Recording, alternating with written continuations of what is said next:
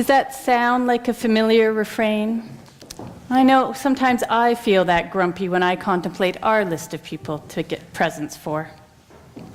And it seems like it's an annual holiday tradition to complain about the beauty and meaning of Christmas being lost in the consumer capitalism of our times. We long for that nostalgic time when Christmas was just happy families, just about getting together and not about the stuff. Maybe it was that way in the 70s or before World War II, but I'm afraid we have to go back even farther. Ellen's Complaint was written by Harriet Beecher Stowe in 1850.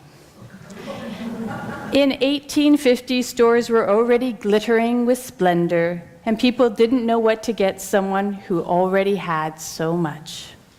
Santa Claus and Christmas cards were already part of popular culture, and the holiday was already a commercial exercise focused on children and the getting of goods.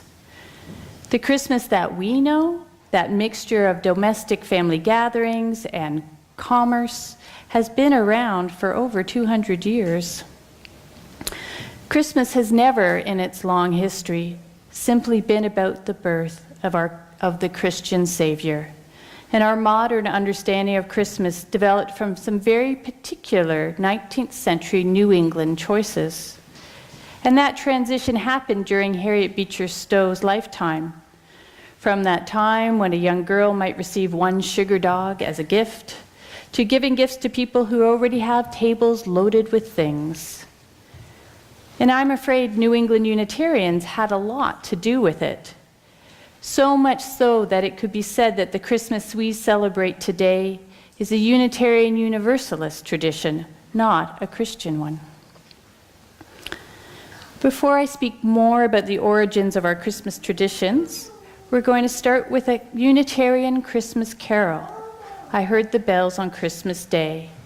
And this was written by Henry Wadsworth Longfellow, who was also in New England.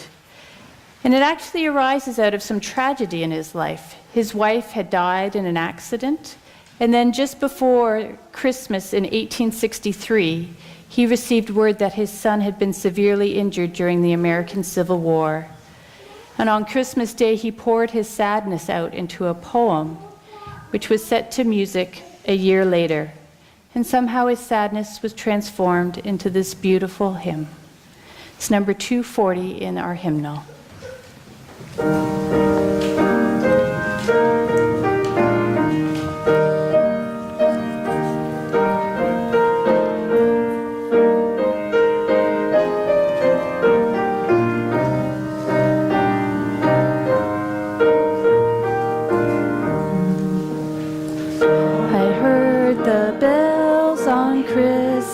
Day, their old familiar carols play, and wild and sweet the words repeat of peace on earth to all.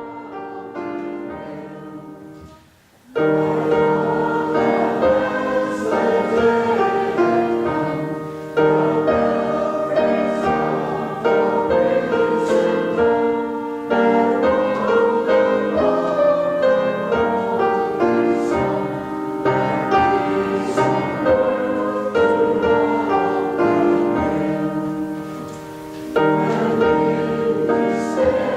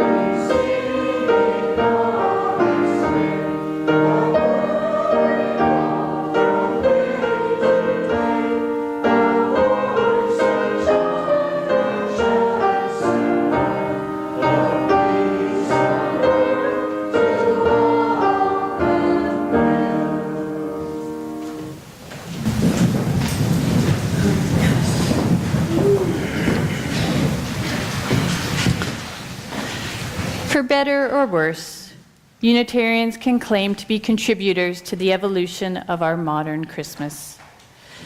This celebration at the darkest time of the year was built on layers of pagan rituals. And as most of us know now, before the rise of Christianity, the longest night, the winter solstice, was a time of ritual and feasting and visiting and merrymaking. And when the Christian church in the 5th century decided to formally celebrate the birth of Jesus Christ, they chose December 25th as a conscious decision to piggyback on the festivities already in place around solstice and a Roman holiday known as Saturnalia. And in medieval Europe, the 12 days of Christmas were a break at the end of a busy agricultural year, and was a natural time of rest and revelry. Farmers and workers would call upon the local gentry, who would serve the best food and drink they had, an offering to those who did the hard labor their wealth depended upon. And it was a reversal of the social class system, really a yearly safety valve in which the rich catered to the poor. It was a feast before the worst of winter and the frugal dispensation of food. And so it was really a true pleasure. European Christmas has always played out that tension between being a time of a sacred moment for Christians and this time of festivity.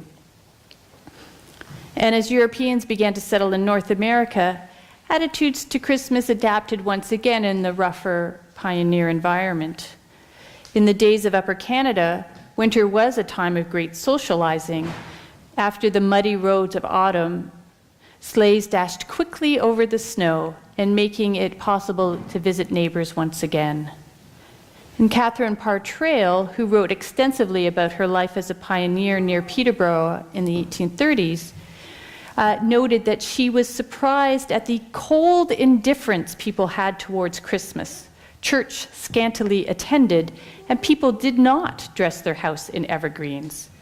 She said New Year's Day, for Canadians, was the day of days. And Trail was not impressed by all the partying. And in the United States, the legacy of the Puritans meant that the celebration of Christmas had actually been banned completely for several years at the start of the colonies. And in New England, it really was just this other day with shops and businesses open. So it was a very muted celebration. But by the early 19th century, this began to change. The United States became more prosperous with a growing middle class, the cities were developing, and the Christmas holiday began to echo older European traditions of being a season of public excess. Christmas songs were likely to be bawdy, and dancing and drinking prevailed. And in the cities, that very social nature of Christmas revelry was, in the minds of the emerging middle class, starting to threaten public safety. And so gangs of men and kids would be out partying in the streets. The newspapers were filled with reports of fights and arrests. And so Unitarians were among those calling for an improved observance of Christmas by the early 1800s. And New Yorkers like Clement Moore, who wrote A Night Visit from St. Nicholas, A Night Before Christmas, were trying to reestablish Christmas as a family tradition. They wanted it to they wanted to purge the holiday of its associations with excess and disorder. And so Unitarians helped move Christmas from being a street festival into a domestic ritual. And that old tradition of gifts of food and drink given by the rich to the poor and working class evolved into this exchange of gifts by family members.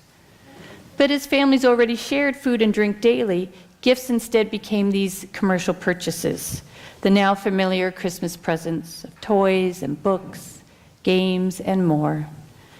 And for Unitarians, this Christmas exchange was seen as a way to instill a sense of generosity and service in children. Prior to the 1800s, while children might receive little gifts at Christmas, they weren't really expected to give them. And creating this family exchange meant that children were taught to save their pennies, practice crafts, and give to others. And the evergreen tree, as introduced by Charles Follen, became the focal point of this ritual of generosity. New England writers, Unitarian writers like Harriet Martineau, published articles in Unitarian magazines, wrote popular books and in newspapers, and contributed to a literary depiction of this happy family Christmas, with Christmas trees and presents, influencing then the social attitudes and expectations of the middle class. And I'm not sure from our perspective whether to applaud them or condemn them. Merchants certainly quickly took to this concept of Christmas. It got the rowdy people off the street who might be damaging their stores, and it brought this fabulous new business opportunity. And by the 1820s, Christmas advertising was already commonplace. And as we heard in the story by Beecher Stowe, by the 1850s, people were complaining about buying too much stuff for people who had already had so many things. And Christmas, as we know it, was already around. I'm going to take a pause now, and we're going to sing another carol written by a Unitarian, this one by the Reverend Edmund Hamilton Sears. And It Came Upon a Midnight Clear was written in 1849, possibly in a response to the ongoing Mexican-American War, as Sears was an ardent pacifist. And you'll notice that neither of these Unitarian carols mentions the birth of Jesus, and instead they focus on the spirit of the season, this passionate desire for peace and goodwill for all. Please rise and join in singing number 244.